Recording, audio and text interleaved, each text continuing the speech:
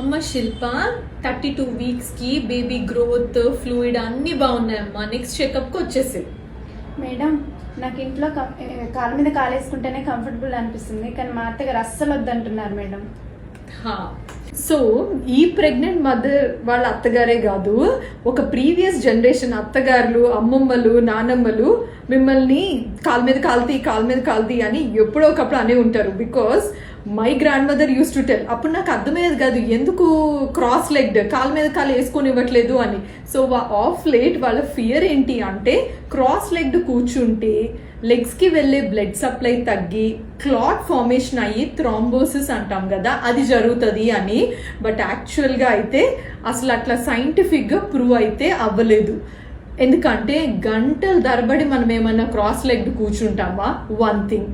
And also ఒక్కొక్కసారి varicose veins కూడా మనం కాలు మీద కాలు కూర్చుంటే వస్తాయి అనేది కూడా ఉంది.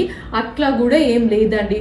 ఆల్రెడీ మీకు వారికోస్ వెయిన్స్ ఉంటే రిపీటెడ్గా పొజిషన్ అనేది మార్చుకుంటూ ఉండండి. అండ్ ఆల్సో మనం 10-14 hours వరకు ఏమన్నా క్రాస్ లెగ్డ్ కూర్చుంటామా, లేదు కదా.